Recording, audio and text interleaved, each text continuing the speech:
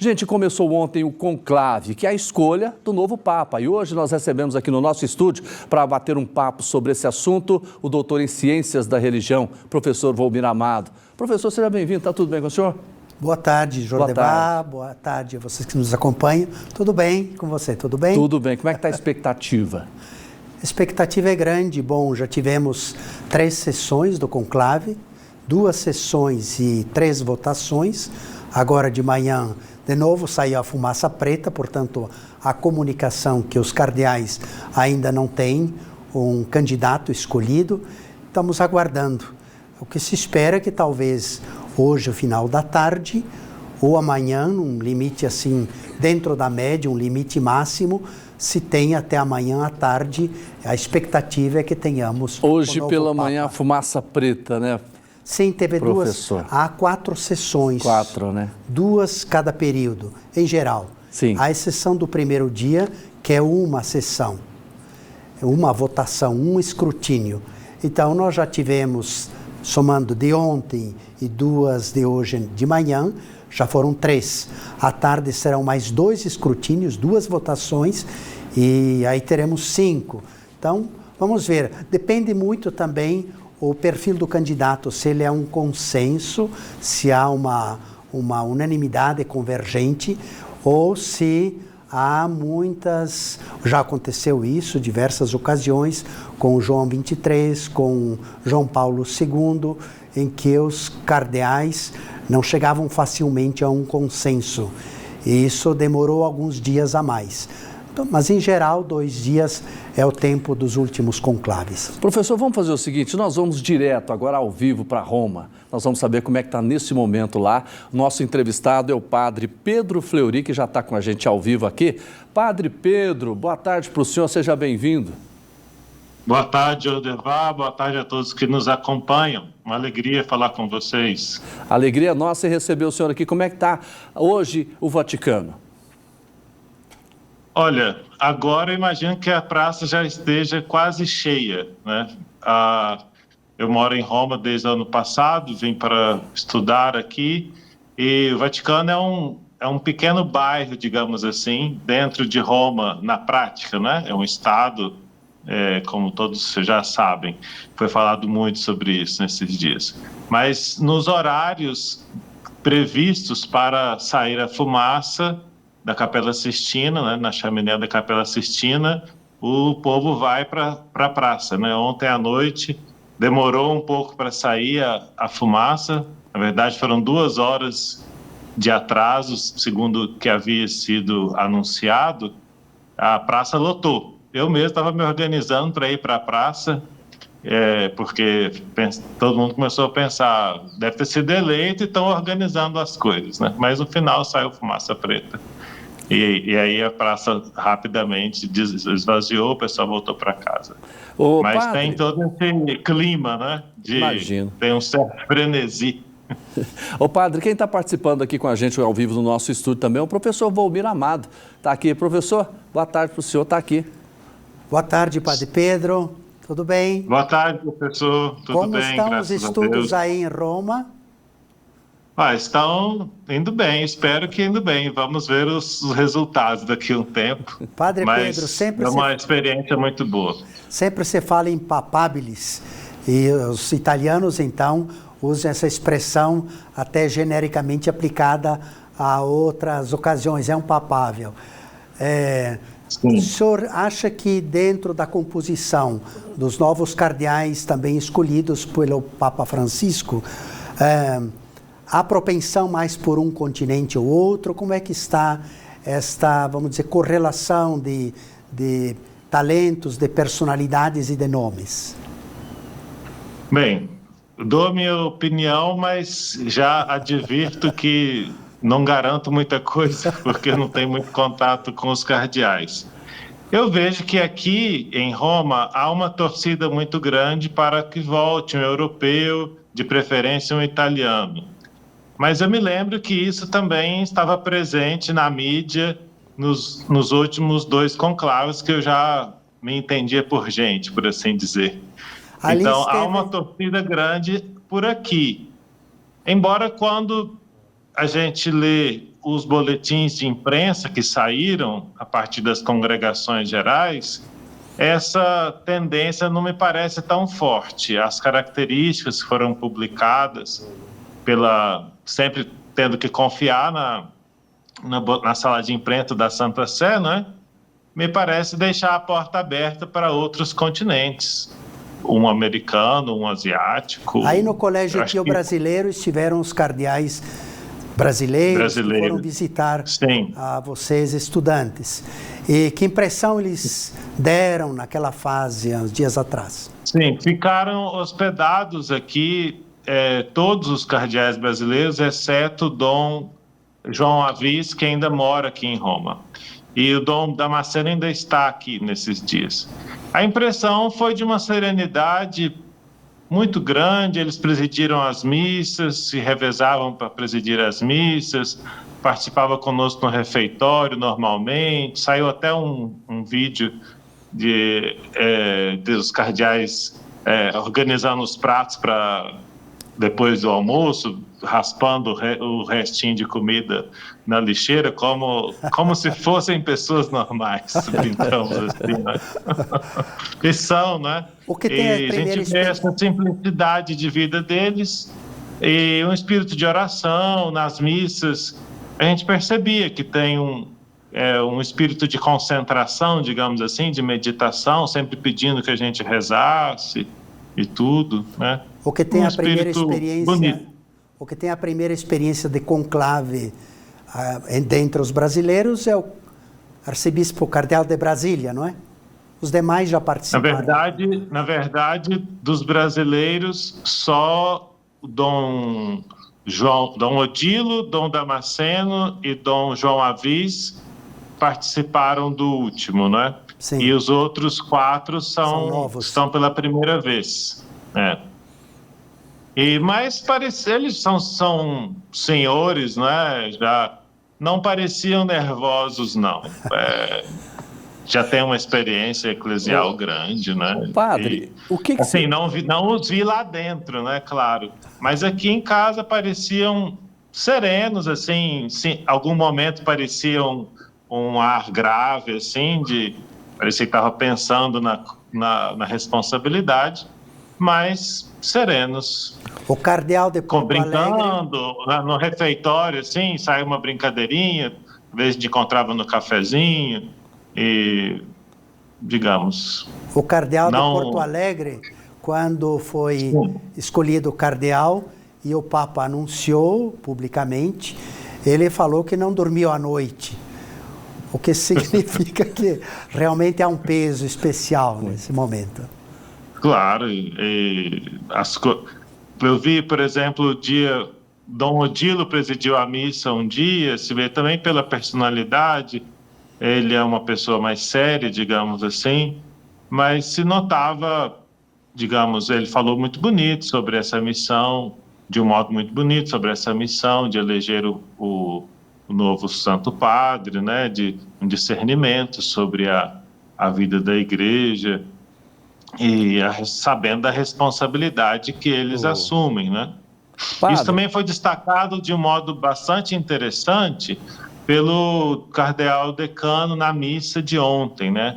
O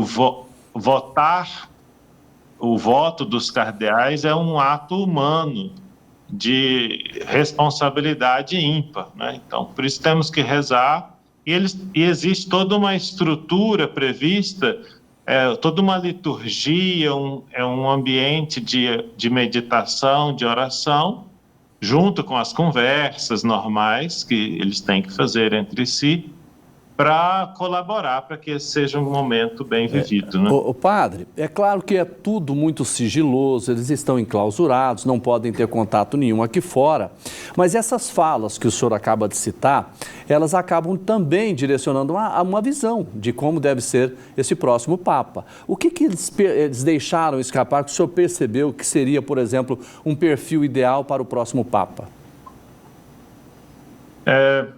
Bom, eu não tive tanto contato assim, mas o contato que eu tive, né, me parece que eu não ouvi de ninguém um perfil de ruptura com o caminho que foi feito pelo Papa Francisco.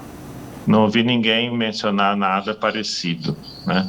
Então eu penso que é um caminho de continuidade. Agora depende das sensibilidades, né? Pessoais e de como o professor Volmir acabou de dizer, qual é a maioria que vai se manifestar. Aquilo que foi publicado pela sala de imprensa, se pode encontrar, né? Eu vi no pouco contato que eu tive aqui com os cardeais e conversando.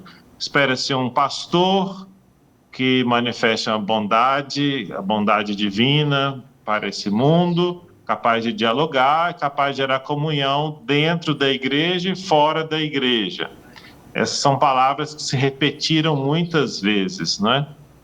Então, esse perfil, a primeira palavra ser de pastor, eu penso que diz muito sobre algo, eu interpreto como no caminho que o Papa Francisco fez, né? Preocupado mais para fora do que para dentro, com a imagem da igreja. E no fim das contas, a imagem da igreja cresceu, né? Primeiro, a quantidade de gente nos funerais me marcou muito, e os romanos mesmos disseram que alguns chegaram a me dizer que nem no sepultamento de São João Paulo II, que era um papa muito popular, tinha tanta gente na rua. Mas, para dizer, é comparável, né? Sim. E também a quantidade de chefes de Estado que vieram mostrou também que o Papa Francisco, com o seu modo, manifestou também essa influência, preocupação da igreja pelo mundo, e que essa preocupação é relevante. Padre Pedro, eu quero agradecer ao senhor falando ao vivo com a gente aqui, direto de Roma. Muito obrigado pela participação do senhor. Aí uma boa tarde para o senhor também, já é quase noite, né? Sim, aqui agora escurece mais tarde. Boa tarde ainda. Boa tarde para você também. Uma alegria falar com todos. Alegria nossa. Professor Volmir, eu quero que o senhor continue com a gente. A visão do senhor sobre essa, porque todo mundo pergunta qual deve ser o perfil, como é que é isso. Eu queria ouvir do senhor. Eu penso que a dica que o Padre Pedro falou é importante. A continuidade, alguém que tenha uma continuidade ao pontificado do Papa Francisco. Isto é bastante diverso daquela relação e do conclave anterior, que foi a sucessão do Papa Bento XVI. Você vê que houve de fato, uma alternância de perfis e também de reorientação do rumo da igreja. Então, de modo que esse é um critério que vai pesar bastante, na grande maioria. Agora, quando se olha um pouco os nomes dos 133 cardeais, é claro que há, dependendo dos continentes, perfis com mais convergência, com mais identificação, ou perfis mais diversos. Por exemplo, tem o caso de cardeais asiáticos, 2 cardeais italianos, o presidente da Conferência Episcopal e também o secretário de Estado, Parolin, que é um modo mais moderado, assim, a versão mais diplomática do Papa Francisco está em Parolin, porém não foi um consenso, porque já teria aparecido o nome dele imediatamente, o que parecia estava entre os papáveis. E aqui na América Latina tem o perfil, por exemplo, no caso do Brasil, do cardeal de Manaus. Ele tem uma característica muito semelhante ao Papa Francisco. Há um cardeal francês, também tem esta característica.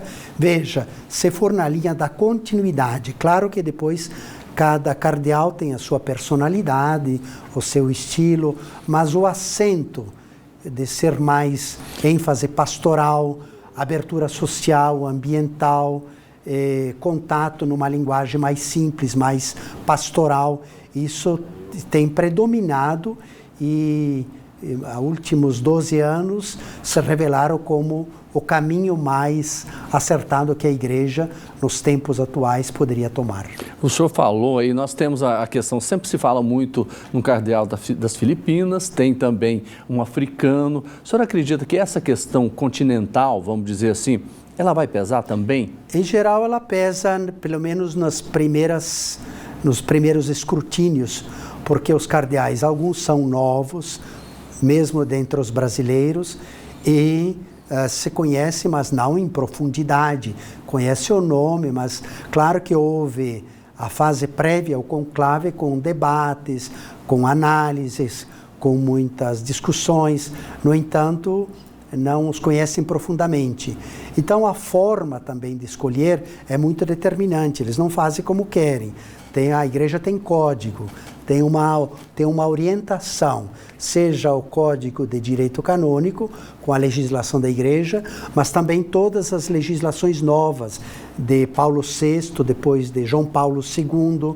Por exemplo, a questão do escrutínio, ela foi mudando, evoluindo, desde 800 anos atrás, século XIII, até hoje mudou bastante o formato do conclave, ainda que a normativa global tenha permanecido. Então é claro que, por exemplo, Paulo VI havia dito, pode ser 3 modalidades da escolha, ou por aclamação, ou um cardeal que apresenta um nome e os demais depois votam nele, ou por escrutínio secreto. E João Paulo II, talvez por passar por uma experiência bastante peculiar, uma vez que ele era de origem polonesa, estava há 500 anos se escolhia só italianos, ele colocou, não, vai ser escrutínio secreto, individualizado, com 2/3, o que seria agora 89 cardeais que deverão votar, convergir para um nome. Então a tendência é que os primeiros nomes, eles votem por regiões, por continentes, onde se conhecem mais, e depois com o andar do caminho dizer, não adianta, mesmo que tenhamos apresentado um africano, mas a maioria não está predominando, pode ser uma maioria simples, então isso não é suficiente. E aí os votos vão convergindo aos poucos entre, em geral, 2 nomes, que depois acaba sendo um, e ele precisa aceitar. Mesmo ele sendo votado, o decano dos cardeais chega na sua frente e diz, você aceita? E depois, se ele disser ok, aceito, tá bom. Se não disser não aceito, tem nova sessão. Depois de 2 dias também, se não for escolhido nenhum, eles dão uma pausa de 1 dia para rezar, para debater de um jeito mais aberto. Depois voltam à votação. Por isso que eu penso que amanhã, no final da tarde, já teremos o resultado. Estamos esperando. Professor, muito obrigado pelo auxílio aqui na entrevista. Obrigado também. Esse é o momento em que nós temos mais claro que acompanhar, discernir, mas sobretudo pedir ao Espírito Santo que ajude aos cardeais a que sejam iluminados e que escolham o nome que o próprio Deus deseja para a condução da sua igreja. Disso dependerá também, em parte, os rumos da igreja e do mundo. Então, pela paz no mundo, pela concórdia, pela harmonia, pelo avanço, pela fidelidade ao Evangelho, que surja aí um nome que seja esse capaz de conduzir a barca de Pedro.